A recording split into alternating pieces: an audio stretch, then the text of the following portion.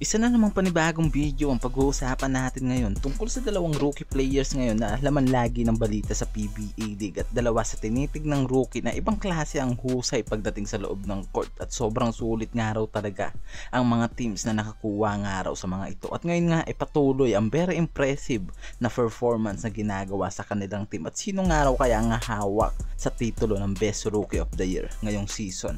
Huwag na natin patagalin at pag-usapan na natin yan. Itong si RJ Abarrientos at Felix Lemity ang isang araw sa pinaka-successful PBA rookie franchise ngayong season ng PBA. Di naman natin maitatanggi ang mga bagay na yan dahil talagang pinakita ng mga ito ang kakaibang husay nila as a professional player at talaga nga naman na rookie and veterans ang pinakita ng mga ito sa kanilang team. Itong si RJ na alam natin na 2 years na naglaro sa Japan at Korean League at may average na 13.6 points per game, samantalang itong si Felix Lemity na isang Filipino-Sweden at di biro ang college career na ginawa nito. Itong araw ay isa sa pinakamahusay na point guard sa kanilang university at may 22.2 points and 3.1 assists per game at may 80% free throw percentage at 36.4% from long range at nakuha nito ang Best Point Guard Award sa kanyang college career. Kaya naman litaw talaga ang husay ng skill nito ngayon sa PBA. Pagdating sa outside, talaga nga naman na nagagamit ang husay ng player na to.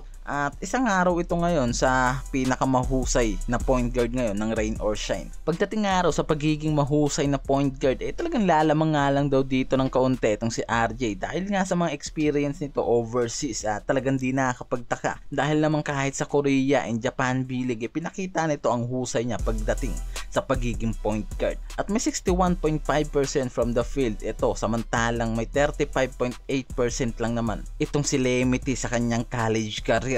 At ngayon nga sa kanilang team talagang malaki ang kumpiyansa ngayon ng mga coach nila dahil nga sa mabilis na pag-adapt ng mga ito sa environment na meron ng kanilang team na isang araw sa mga sign ng pagiging quality ng isang player at sobrang naaasahan ang mga husay nito at talagang nabibigyan ng magandang playing time sa kanilang team. Itong si Lemity after ng 7 games sa Ross talaga nga naman na sobrang nag-shine ang husay nito bilang isang rookie at talagang pinabibilib nito ngayon ng kanyang team. Biruin mo sa pagiging rookie point guard nito ngayon nga sa Ross nabigyan lang naman ito ni Coach Yeng ng magandang playing time sa game na 20.6 minutes per game at may average ngayon na 13.0 points per game at may assist na 3.0 per game. Di na masama at nabibigyan nga raw nito ng magandang satisfaction ngayon ng kanyang team at talagang laking bagay nga raw ang husay nito bilang isang point guard at talagang walang takot kung tumira sa labas at isa sa mahusay na clutch player ngayon ng Ross. At kahit sa nangyaring laban nito kontra sa SMB meron tong 28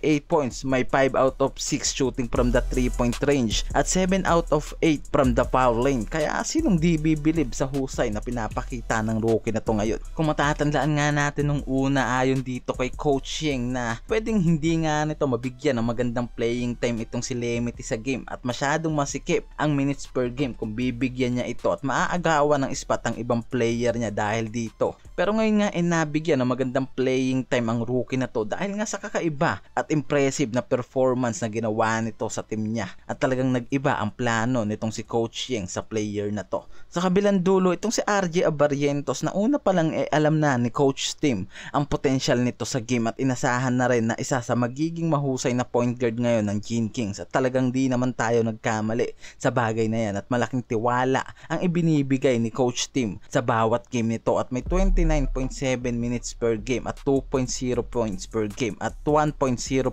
assist nito. Sa mga naunang game nga raw nito talagang nanibago pa ang rookie na to pero ngayon nga talagang nagbabawi na sa performance ang rookie na si RJ Abarrientos at patuloy na rin ang magandang run nito sa Gene Kings at sobrang taas ngayon na ang shooting percentage nito na ginagawa sa 5 game niya. Kaya di na rin nakakapagtaka na isa ito sa binibigyang pansin ngayon sa Gene Kings at isa sa mga crowd favorites at talagang pinabibilib ngayon nito si Coach Tim.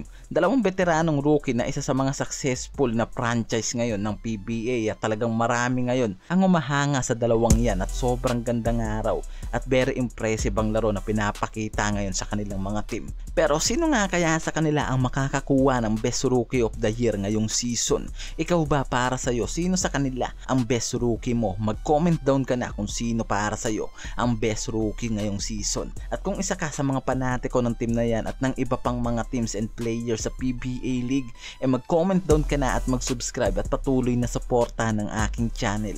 Maraming salamat sa panonood.